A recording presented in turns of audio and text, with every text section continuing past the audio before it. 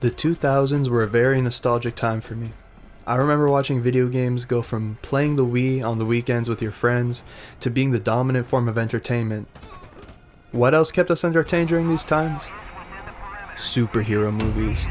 With bangers like Spider-Man movies and Nolan's Batman, heroes like Iron Man getting their debut, and eventually the Avengers coming together, it makes sense they would bring superheroes to the controllers as well. Now, superhero games existed. Superman 64. And then at some point they screw up and they miss a ring. They're trying to save face. They're like, oh, we're going to look around Metropolis. We're going to look at the Luthor Tower. Look at all that green. So much green. But they never really scratched that itch to make you feel like a real superhero. Now step into 2005. Ultimate Spider-Man and the Incredible Hulk games. Now these games were some of the first games to popularize a new take on the superhero formula. The superhero sandbox.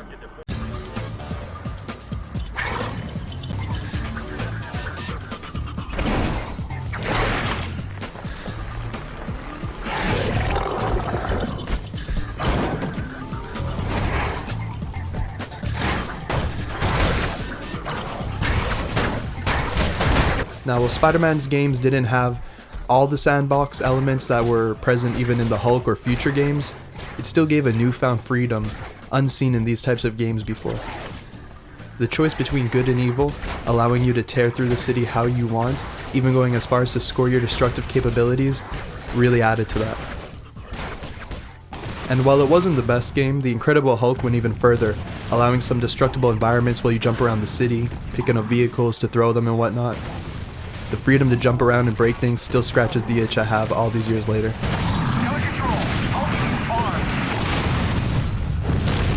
Jump forward another couple of years, and superheroes are even more popular than ever, thanks to Spider-Man and Batman movies without a doubt. Heroes have become a trend at this point. This gave us many unique takes on the superhero formula back in the day, with video game highlights being Infamous and Prototype. The Arkham Asylum series was great too, but I'm going to be ignoring it since it doesn't have any of the sandbox elements.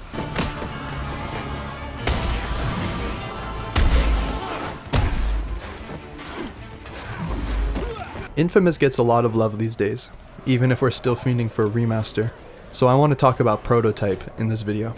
Let's dive into what made the game fun, how it used the superhero formula uniquely, and what happened to superhero sandboxes like this. Prototype is a very creative game that still stands out amongst its peers. In this game you play as a mix of a hero and a villain, Alex Mercer. He's a sort of test subject.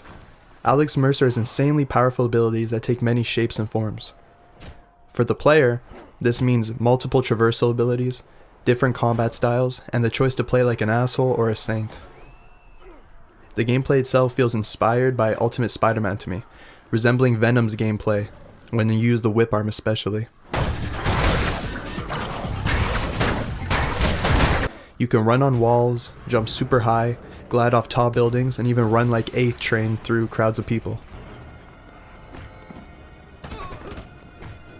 The movement in this game plays a really big part in making you feel like a superhero, and it's really fun. Having us play as neither the hero or the villain means you can do whatever the hell you want, like throwing cars, roof fans, even people, hijack tanks, helicopters, even blow up buildings.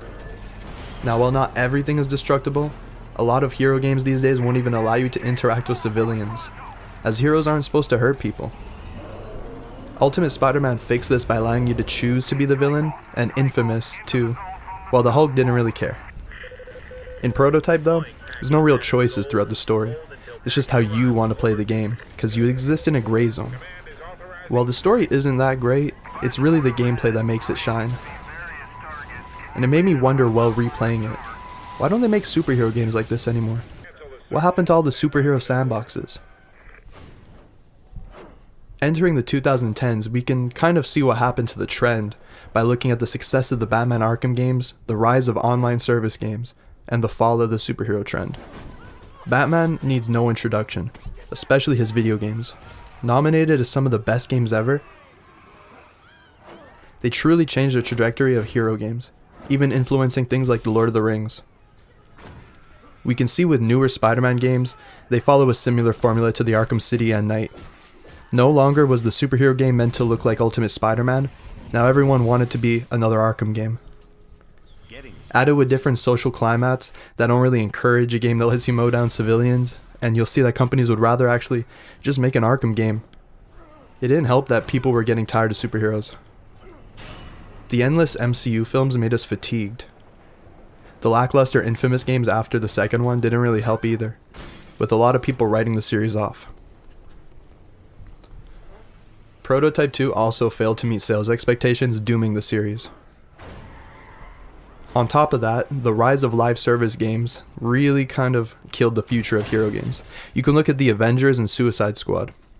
The success of GTA 5 showed companies that one constantly updated game will allow them to get way more money and a lot less riskier than making constant new games. A game you buy once and you can play forever? Not profitable. And while games like Guardians of the Galaxy were able to deliver, no real superhero sandbox with a big team has made it out in a while. The only ones that get made now are online games or fighting games. There's so many hero fighting games. In conclusion, the superhero sandbox just isn't profitable enough to put that much resources in it. Added with a softer social climate, it's no wonder they died down. But that doesn't mean the future is doomed. With series like The Boys and Invincible blowing up and the absolute comic series bringing back hype, maybe heroes will become popular enough to bring back the superhero sandbox. Imagine flying through a destructible city as Homelander or a Vultramite. Hopefully we can get an Infamous or Prototype remake one of these days, but better yet, I'd love to see the Prototype series make a comeback. What do you think? Should these games get another chance, or are they just a product of their times? Peace.